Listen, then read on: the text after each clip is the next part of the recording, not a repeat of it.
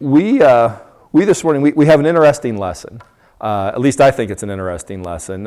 It's going to maybe be a little different application than what you may first think about. We're going to be looking at Proverbs chapter 5 today. But we're not going to start in Proverbs chapter 5. I got to give you a little bit of background to get you ready for this today.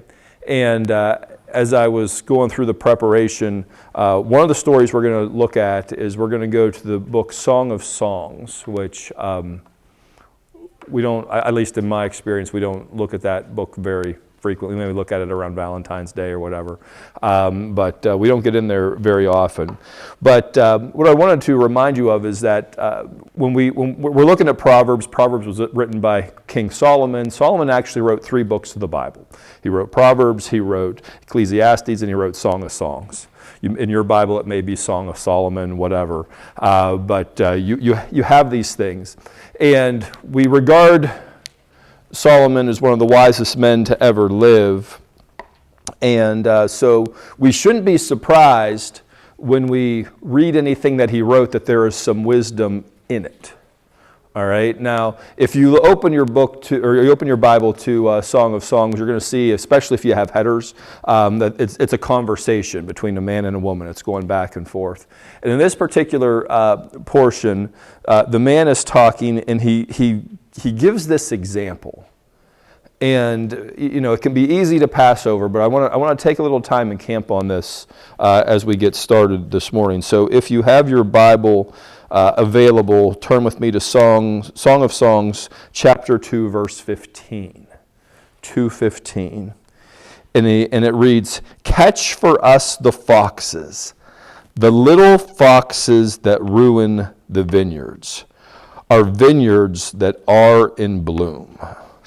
Now, in this book, Solomon is narrating this conversation that's happening. But in this part, the man talks about little foxes.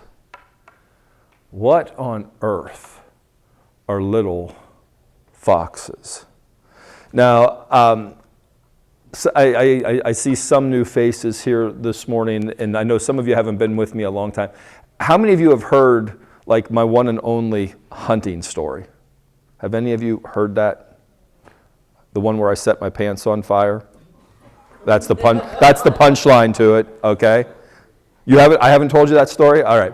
So let me make sure I don't go off the rails here to start with.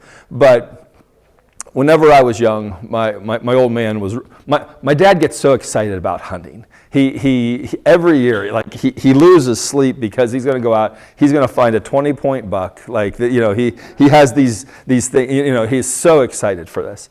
And whenever I was a kid, he's like, "Hey, you want to go with me? You want to go with me?" And I was like, no. And then finally one year I said, "Yes, I'll go hunting with you." And we get up first day of buck season. We go out. We're up in this tree stand, and as we're in the tree stand, there's a fox that's sniffing around the bottom of the tree. And so my dad shoots the fox, is what happened. Now, I don't remember the rest of the fox part of the story, because the rest of the story, and I'll save this for some other time, I end up setting my pants on fire. So that's a tease for somewhere down the line. You got to keep coming back if you want to hear that story, right? But there's this thing. Why would you shoot a fox that's coming at you?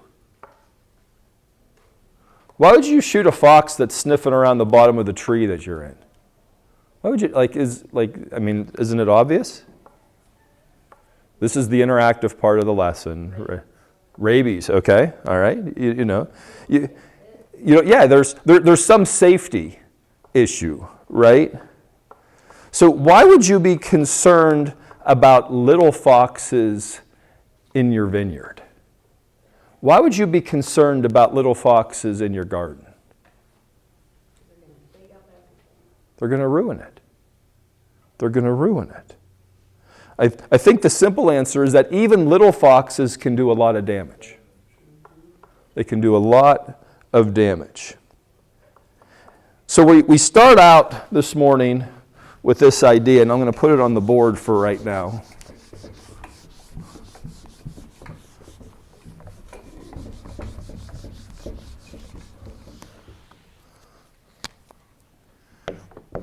Beware the little foxes. All right, hold on to that thought. We're gonna come back to that here in just a minute. Next thing I want to ask you is, what is your take? What is your opinion of this word?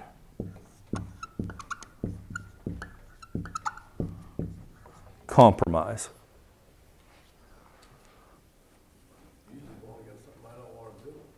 I'm sorry? It's going against something that you don't want to do. Is compromise a word that makes you feel good? Is it a word that makes you feel bad? Who makes you feel good? Anybody? Makes you feel bad? Anybody? Maybe a little bit of both, depends on the situation. Okay, all right. Well, that's fair. You know, whenever I was in college, I had to take in one of my courses, I had to study Greek and Latin roots and suffixes and prefixes. And I love that little, I mean, it's sort of like a spelling test. It was just something we had to have every week. We had a dozen or so different things. And so whenever I look at this word, I see two parts, calm and promise. That's where, I mean, that's how my mind started to dissect this. And so I had to find out that calm actually comes from the Latin, and it means, let me make sure I don't misstate this, it means with or together. So there's a promise that's made with someone or together with someone. Like and from that we get that. It implies a joining or a mutual connection. And when paired with promise, it originally suggested a mutual agreement or a collective pledge between parties. Compromise. A joint promise. Now, over time, the term has evolved, and it's become used to describe a settlement reached by mutual concession. Here's something you want to do that I don't want to do. Here's something I want to do that you don't want to do. We'll compromise. We'll compromise. Where do you want to go? So I had this conversation with Scott yesterday. If you could go out and eat anywhere, I have this whole idea, right? Here it comes, Scott. I told you this. If you could go out and eat anywhere, what type of cuisine would you go out for? Anybody would go to a steakhouse? I'm there with you. I'm there. Like that's my first choice. That's my first choice.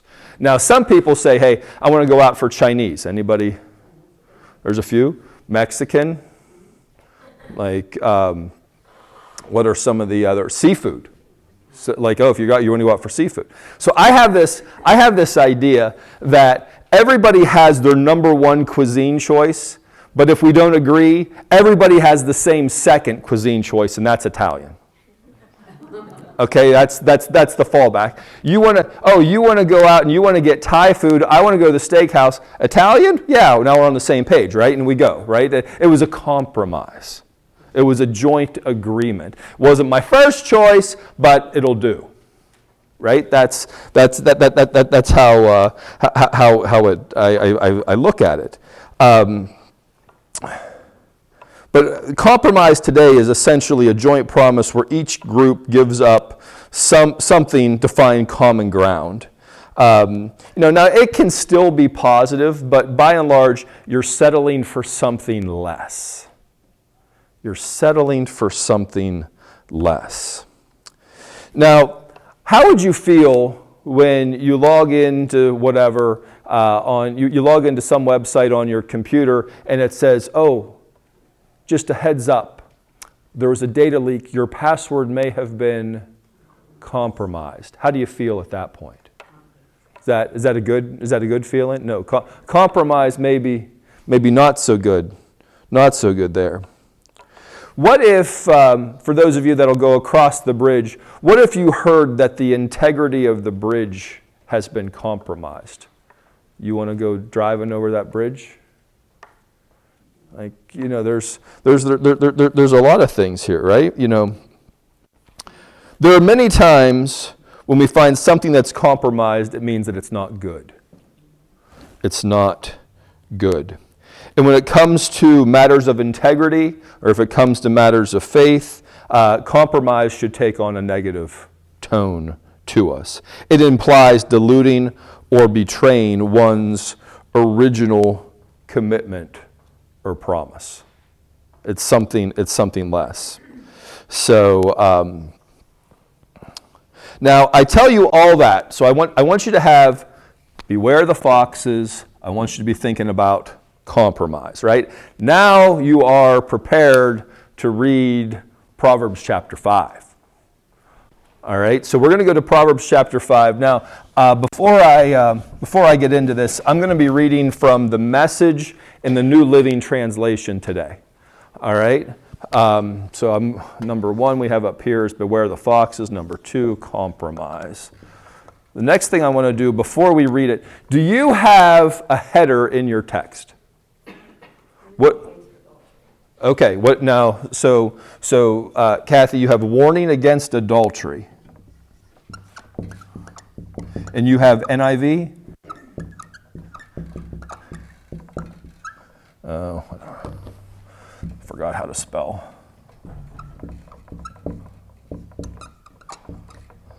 And this was NIV. Okay, anybody else have? What do you got, Cheryl? I have avoid immoral women. Avoid, and what translation do you have? Okay. Avoid immoral women. Who else had? I have avoid seduction. Avoid marriage. Avoid seduction and avoid marriage. Or no, enjoy marriage. I was Steve. Like. All right, I'm sorry. I'm getting off topic. I need bring me back in here. Bring me back in here. Avoid seduction, and what's the translation that you have? Christian Standard. And I'm sorry. Avoid seduction. Steve, I don't know. This will probably ruin everybody's social media feed, but I'm getting super marriage tips in my. And I saw one. I'm like, you know who needs this? I bet you Steve would appreciate this. But I digress. We won't get into that. Anybody else have a different translation? Different header in your... I'm sorry, and you actually had a second part to it too. It was avoid temptation and... It said enjoy marriage. Enjoy marriage. Okay. That completely changes the context. I heard avoid.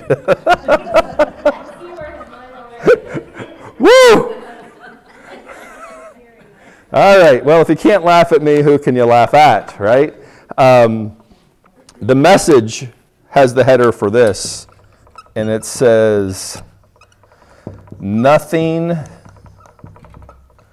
but sin and bones. So I'm going to read the Message first. So let's look at this. It reads, "Dear friends, pay close attention to this, my wisdom. Listen very closely to the way I see it. Then you'll acquire a taste for good sense. What I tell you will keep you out of trouble. The lips of a seductive woman are oh so sweet. Her soft words are oh so smooth. But it won't be long before she's gravel in your mouth, a pain in your gut, a wound in your heart. She's dancing down the perfumed path to death. She's headed straight for hell and taking you with her. She hasn't a clue about real life, about who she is or where she's going. So my friend, listen closely. Don't treat my words casually. Keep your distance from such a woman. Absolutely stay out of her neighborhood. You don't want to squander your wonderful life, to waste your precious life among the hard-hearted. Why would you allow strangers to take advantage of you? Why be exploited by those who care nothing for you? You don't want to end your life full of regrets. Nothing but sin and bones, saying, "Oh, why didn't I do what they told me? Why did I reject a disciplined life?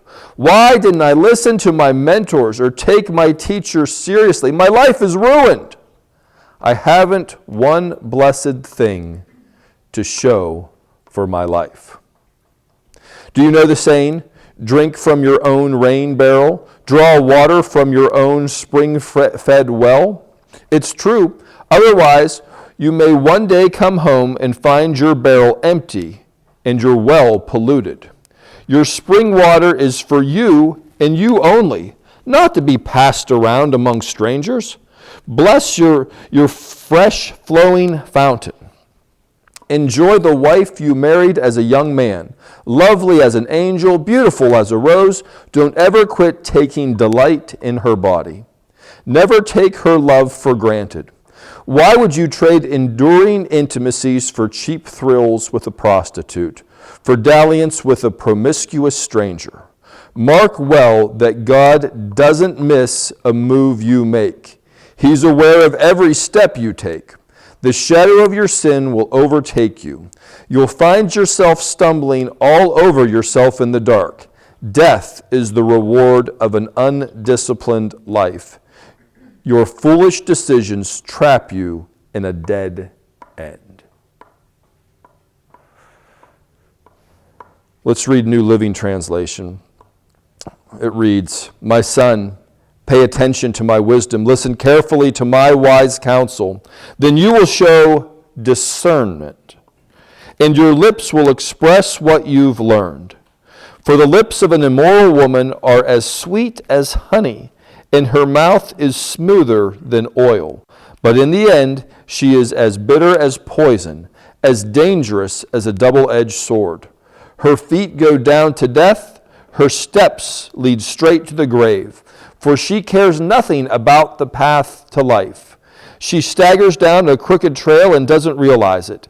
So now, my sons, listen to me. Never stray from what I'm about to say.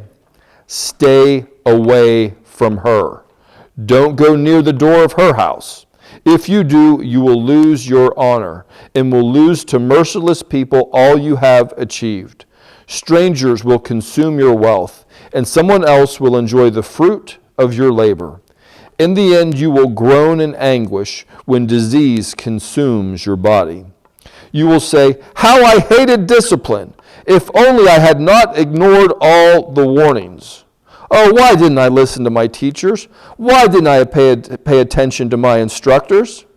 If I had come to the brink of utter ruin, and now I must face public disgrace? Drink water from your own well. Share your love only with your wife. Why spill the water of your springs in the streets, having sex with just anyone? You should reserve it for yourselves. Never share it with strangers. Let your wife be a fountain of blessing to you. Rejoice in the wife of your youth. She is a loving deer, a graceful doe. Let her breast satisfy you always. May you always be captivated by her love. Why be captivated, my son, by an immoral woman, or fondle the breasts of a promiscuous woman? For the Lord sees clearly what a man does, examining every path he takes. An evil man is held captive by his own sins. They are ropes that catch and hold him. He will die for lack of self-control. He will be lost because of his great foolishness. All right, so there's a lot of wisdom here, and when we look at these different headers that we put out here this morning, there's an emphasis on adultery and immorality, and it's generally of a sexual nature in this chapter, right? That's what we have. But I want to suggest to you that we can maybe find a better application or another application by having this be looked at a little more broadly and looking at it through the lens of compromise. Look at it through the lens of compromise. You see, compromise is like a little fox. Compromise is like a little fox that can slowly destroy our spiritual integrity and break the covenants that we have with others and with God. So, I want you to just to take a moment, and I want you just to think that in the Bible, with whatever you know about the Bible, can you think of any stories that may have involved a vineyard? Can you think of any stories that may have, or maybe a vineyard's not the right word for it. Maybe you can think of a story that involved a garden.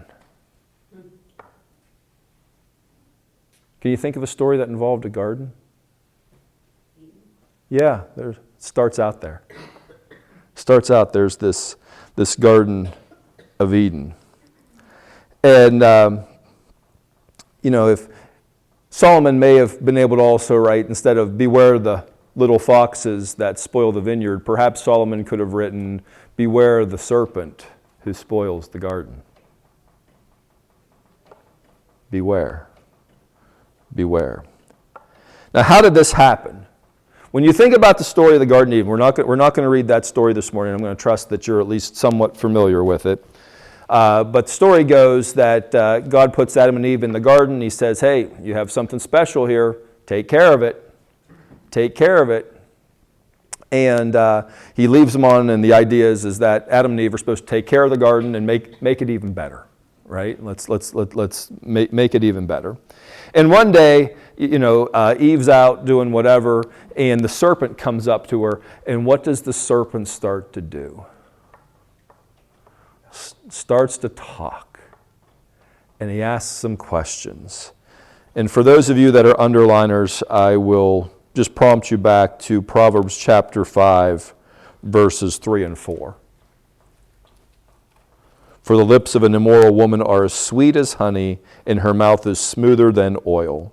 But in the end, she is as bitter as poison, as dangerous as a double-edged sword. The serpent shows up, and what kind of words does he offer? Were they smooth words? Were they sweet as honey? Like, isn't that how he works?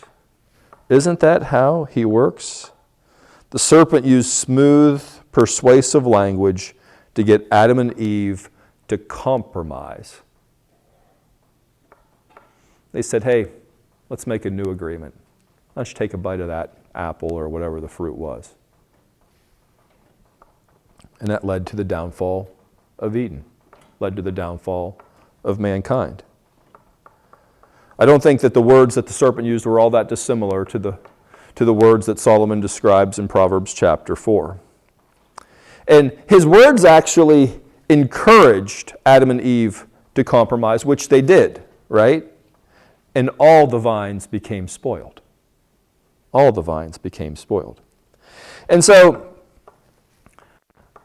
I got to thinking about that, and I thought, what does the enemy do with us today? How does the enemy call to us today? Does he encourage us to compromise? Think the enemy's ever encouraged you to compromise? I think that's probably a pretty fair statement. Now, we may call it something different. In a church, we have this churchy word that we use. We said, oh, the enemy comes after us with temptations, right? But I think there's another way of looking at it. It's just, hey, it's compromise. It's to compromise on the promise we have already made or the promises that we have already accepted. Adam and Eve compromised the promises of God's covenant in the garden. The immoral woman in Proverbs chapter 5 invites you to compromise the covenant promise to your spouse. And these are huge applications that we can find in this chapter of wisdom, right? Now, I want to remind you that when the serpent is introduced in Genesis chapter 3, it says that he is crafty and he is subtle. He is crafty and he is subtle. And so I want to just, what are some ways that the enemy comes at us and tries to encourage us to compromise. And I thought, temptations is one of them, right? There's ways that the enemy comes at us, and he comes at us with temptation. Now, temptation probably looks a little bit different to each of us. Some of us, it looks like cinnamon rolls, or a Reese's peanut butter cup, or a case of Reese's peanut, like whatever, right? So there's the temptation part of it, temptation. But I got to thinking about this, and I thought, I think there's another part of it. I think he also comes after us with discouragement as well.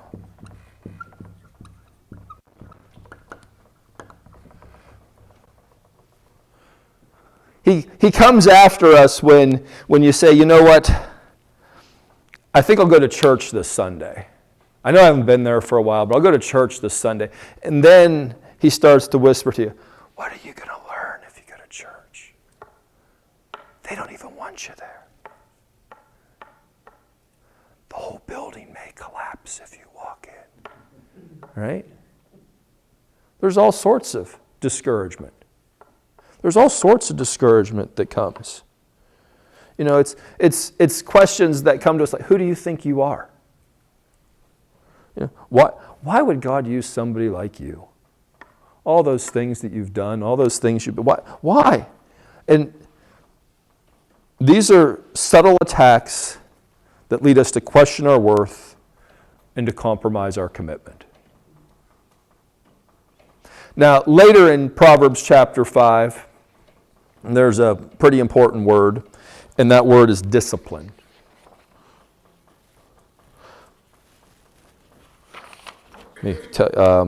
Verse 12, chapter 5, verse 12. You may want to, if you're a highlighter or underliner, you may, how I hated discipline. If only I had not ignored all the warnings. Right? So we have this piece about discipline. And, I've shared this with you before. I'm going to turn the board over. I've shared with you before this framework called the 7 levels of awareness, right? And the 7 levels of awareness, just from the lowest one, level 1 is animal. Level 2 is herd. Level 3 is aspiration. Level 4 is individual expression.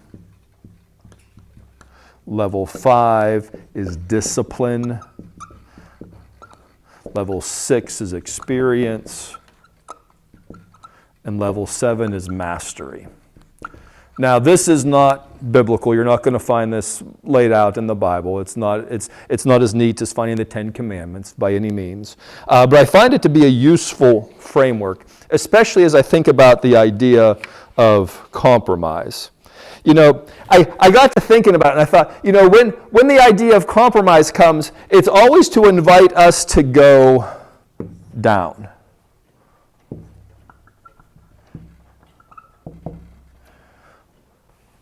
Compromise appeals to a lower nature of, the animal nature of like, oh, I'll just keep eating and eating and eating, right? Whereas discipline, we've got to go the opposite way. Right? Discipline goes this way. It requires the effort to move up this change, or this chain. Proverbs 5:12 invites us to be at the level of discipline. Right? If only I had not ignored the discipline. Now, I like to make this connection because, I tried to break down the roots of compromise early on. But discipline, people that do disciplines are called disciples. If I know how to spell it, disciples. Right? My daughter was a disciple of swimming. She was executing, she was disciplined in practicing those different strokes, right? And we're all disciples of various things, but when we talk about the Bible, we like to talk about the disciples of Jesus, right? We like to talk about the disciples of Jesus. Now, when you read the Gospels, it's easy to find stories where Jesus finds himself at odds with the Pharisees and the teachers of the law. And he finds himself at odds, and he will give them correction to which they reject, right? They're not going to listen to him. What does he know? But have you ever noticed the correction that Jesus gives his disciples? Have you noticed that? You know, I think we can think of the examples of, as we read the stories, there's times the disciples didn't get it, right? And Jesus is like, you don't understand. Right? You know, they didn't have it all together. They were in this process of learning. If you will, turn with me to the Gospel of Mark chapter 9. We're going to look at verses 30 through 37. It says, they left the place and passed through Galilee. Jesus did not want anyone to know where they were. Verse 31 starts out, because he was teaching his disciples. Underline that. He was teaching his disciples. He said to them, the Son of Man is going to be delivered into the hands of men. They will kill him, and after 3 days he will rise. Verse 32. They didn't understand. But they did not understand what he meant and were afraid to ask him about it. Story continues. They came to Capernaum. When he was in the house, he asked them, what were you arguing about on the road? As they were on this trip, there was a couple of disciples. They were going back and forth. They were having this conversation, right? But they kept quiet because on the way, they had argued about who was the greatest. They were debating between the 12 of them. Which one of us you think is doing the best here? Verse 35, sitting down, Jesus called the 12 and said, anyone who wants to be first must be the very last and the servant of all. He took a little child whom he placed among them. Taking the child in his arms, he said to them, whoever welcomes one of these little children in my name welcomes me. And whoever welcomes me does not welcome me, but the one who sent me. Jesus is teaching his disciples. This is an example of Jesus teaching his disciples. Now, his disciples were often confused, right? It says that out in verse 32. They did not understand. Side note, this is a good rule for life. Confusion always happens before learning. Confusion always happens before learning.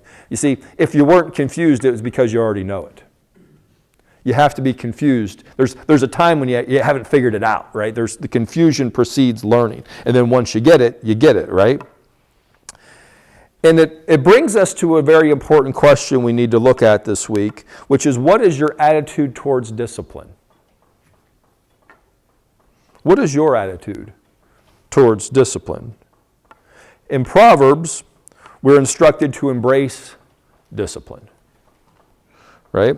Now, over the last 10, 12 weeks, I've shared with you some of my epic failures coaching 5th and 6th grade basketball. It's been very, very challenging, right? It was a disaster of a season. And as I look at the season through the lens of Proverbs 5, I can see I had a bunch of boys that struggled with temptation and discipline. Because what would happen when we would come into the gym is they would go to the ball rack and they would grab a basketball, and you know where 5th and 6th grade boys like to go to take their first shots? Half court. They go to half court and they just start throwing it up. And you know, they lacked And you know what happens is you get a bunch of guys out there and they start heaving the ball, and every once in a while, you know, I don't know if this is a proverb, but this is a saying of wisdom, and it's that even a blind squirrel finds a nut. You know, there's like every once in a while they're chucking this ball up, and every once in a while it goes in. And they're like, oh, we got to keep doing it. And they just keep doing it, right? You know, they lacked discipline. They were tempted to shoot half-court shots. And every once in a while, they would find a little bit of encouragement to keep doing. But many of them were slow and were stubborn to take instruction. You need to move your feet this way. And they wouldn't do it. And they wouldn't do it. And then what would happen is they would play like they practiced. And it took me about, I think it was in the 7th game of the season. We let the cat out of the bag. We won a game yesterday. We won a game yesterday. I wasn't there, which that's probably a big part of the reason for the success. My brother coached them to a victory yesterday. But you know, there was a big part of it that I came to realize that I saw things in the game and I'm like, that's exactly what they do in practice. We did this one drill where they went down. We were practicing a 3-on-2 fast break, and the one kid goes down there and he stops and he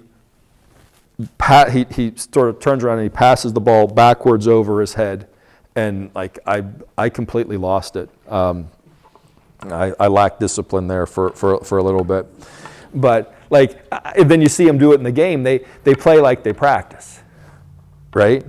If that's their discipline, that's what we're going to do. Now, I wasn't at the game yesterday because I was at Brendan's swim meet. And I think the timing of this is somewhat appropriate.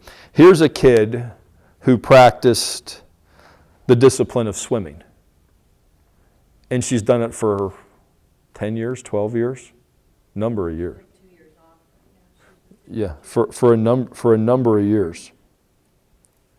And for many of those years, she would rarely win.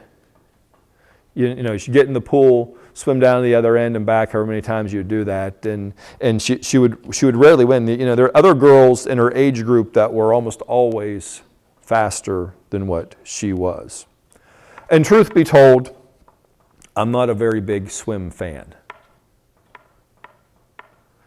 Yesterday, we left home, 10:30. We got to the pool at 11:30. They didn't let us in till noon. And we went in there, and the meet went, we actually watched them warm up for an hour. The meet started at 1, and then the meet ended right around 4. And in all that time, my daughter swam for 65 seconds in competition. I'm not a big fan of swimming. Not a big fan of swimming. She decided that she wanted to run cross country. Not a big fan of cross country. Yeah, don't understand it, don't get it. She ran the whole time then. She ran the whole time, but she would run in the woods, and we're just standing there, like rain, snow, you name it, like all this stuff's happening. And I was like, I don't. But Brendan, my daughter, she did the disciplines. She did the disciplines, and on Friday it finally paid off for her. Now, Friday it was a little bit different, but in that particular race, she was in the pool for 26 seconds. The years of discipline, the hours that she put in, paid off for her on Friday. So here's a question. How do you take correction? How do you take correction? How do you accept discipline? Right? If someone corrects you, do you take it to heart? If you said, Jess, that was an inappropriate joke to say in church, the answer is probably, yeah, I probably figured that up front. But do you take that correction to heart? And many people struggle with this. Many people struggle with this. And then, I've been coming to this church since like 1984, something like that. I've been here a long time. And I remember Pastor Simmons way back in the day having a comment in one of his sermons that he was pretty sure that God has a sense of humor. And he said, the reason that I know that I'm pretty sure that God has a sense of humor is that I looked in the mirror this morning, right? Which is a funny thing, but I'm reasonably sure God has a sense of humor. I wonder what makes God smile. I wonder what makes God laugh, right? But I'm pretty sure he has a sense of humor. And to that, I think sometimes his sense of humor looks like this, and he gives us people that we may not like to give us correction. He gives you somebody that maybe you don't quite get along with, that'll say something to you that would give you a little bit of correction, that would offer you a little bit of discipline, and then what do you do with it? Do you accept it? Or do you say, oh, Scott gave it to me? Right? Like there's some people that, I mean, is it just me? Nobody else is going to raise their, okay, so a couple of you would admit to say, hey, if somebody gave me some counsel and I wasn't real warm and fuzzy feeling about them, I may not be inclined to take that into consideration. That's not to say that they're right, but would you take it into consideration?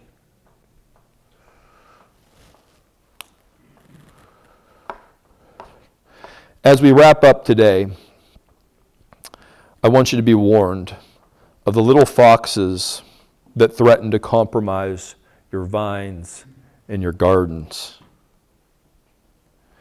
And they may come at you in the form of temptations. They may come at you in the form of discouragement. But what they do is they seek to entice you to avoid the disciplines that your promises require.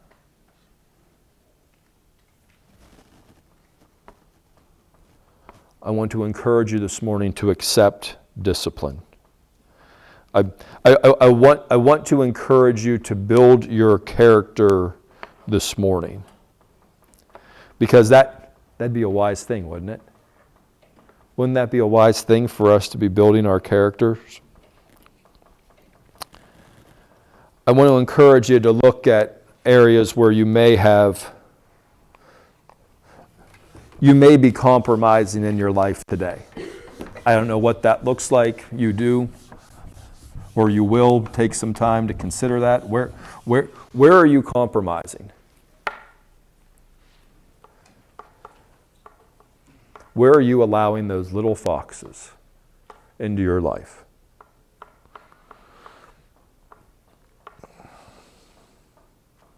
And I want to encourage you to, as you find them, install better disciplines in those areas. And if someone challenges you in some of those areas, even if it's a person that maybe you don't like, you may not like the person, you may not like the counsel, allow me to encourage you to be humble to consider the counsel. In my study Bible, I had this little chart, which I'm going to try to draw on the board here for you real quick as we wrap up, because I think this is a wise model to follow. It says, what I am, what I do,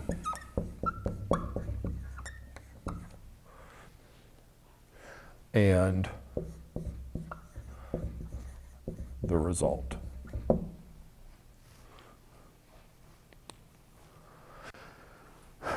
When you are humble,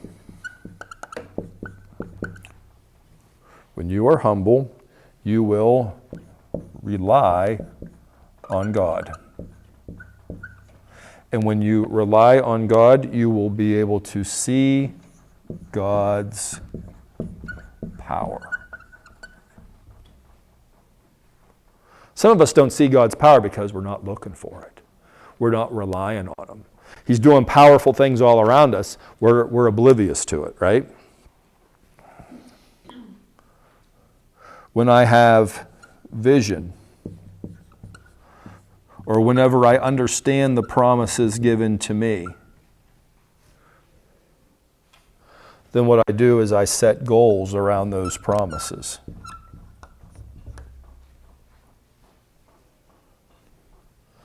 And then I find high morale or encouragement.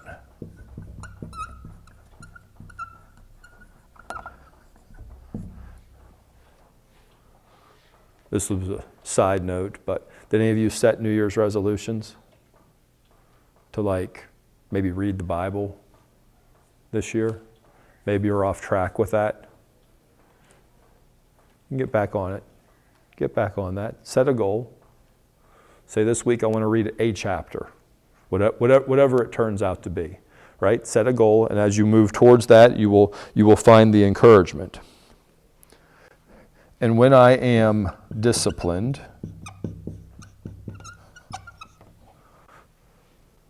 what I do is I do the right things. When I am disciplined, I do the right things. And the result is that builds credibility.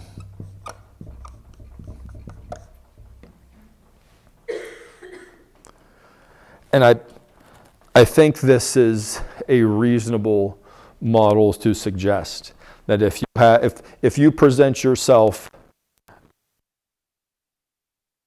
if you submit yourself with a vision for the future, for the promises that God has for you, and if you're disciplined in that, I think you'll see what you do and what you get from that turns out to be just fine.